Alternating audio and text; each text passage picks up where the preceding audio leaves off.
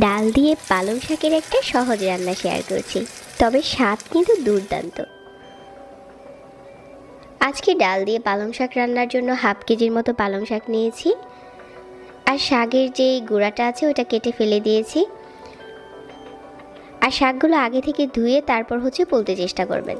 আমি এখানে শাকগুলো আগে থেকে ধুয়ে নিয়েছি আর পানি ঝরিয়ে নিয়েছি। এখন কুচি করে পলে নিয়েছি আর একটা বাটিতে নিয়ে নিচ্ছি। ডাল দিয়ে পালং শাক রান্না করার জন্য নিয়েছি এখানে হাফ কাপ মসুরির ডাল। ডালটা ভিজিয়ে রাখতে হবে না, সাথে সাথে পানি দিয়ে ধুয়ে নিচ্ছি। রান্নার জন্য চুলায় একটা প্যান বসিয়ে দিলাম আর 2 টেবিল চামচ তেল দিয়ে দিলাম। পেঁয়াজ আর রসুন কুচি দিয়ে দিচ্ছি। পেঁয়াজ রসুনটা তেলের সাথে একটু ভেজে এখানে আমি অল্প অল্প করে গুঁড়া মশলা দিয়ে দিচ্ছি। হাফ চা চামচ হলুদের গুঁড়া আর হাফ চা চামচ মরিচের গুঁড়া, 1 চা চামচ দিয়ে দিচ্ছি ধনিয়ার গুঁড়া আর হাফ চা চামচ দিয়ে দিলাম ভাজা জিরার গুঁড়া। এই গুঁড়া মশলাগুলো দেওয়ার পর স্বাদ মতো লবণ দিয়ে ভালো করে নেড়ে চেড়ে ডালটাকে ভুনে নিয়েছি। ডালটা যখন ভালো করে ভুনে নেওয়া হয়ে গেছে, তারপর এই ডালটার মাঝে আমি এখন পানি দিয়ে দেব। 1 কাপের মতো পানি দিয়ে দিচ্ছি, যাতে করে ডালটা সিদ্ধ হয়ে যায়। অনেকটাই সিদ্ধ হয়ে এসেছে, ওই পর্যায়ে আমি এখানে শাকগুলো দিয়ে দিব। শাক থেকে কিন্তু পানি ওঠে, এজন্য এখানে আর পানি দিতে হবে না। তবে যদি ডাল পালংটা কেউ একটু পাতলা রাখতে চান, ওই ক্ষেত্রে পানি অ্যাড করতে পারেন। ঢাকনা দিয়ে ঢেকে রান্না করে নিচ্ছি। শাক থেকে যে পানিটা উঠেছে এটা দিয়ে ভালো করে নেড়েচেড়ে রান্নাটা করে নিচ্ছি।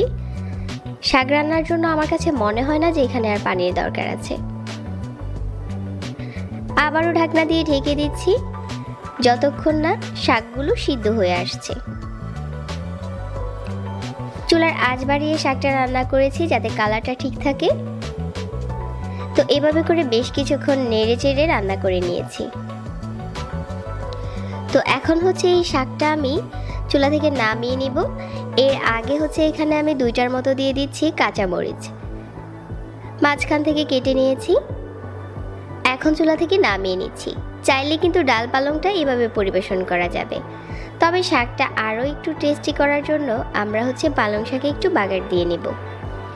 এই জন্য চুলায় আরও একটি প্যান বসিয়ে দিলাম আর 1 টেবিল চামচ রান্নার তেল দিয়ে 3টার মতো দিয়ে দিলাম শুকনা মরিচ। পেঁয়াজ রসুন কুচি দিয়ে দিচ্ছি।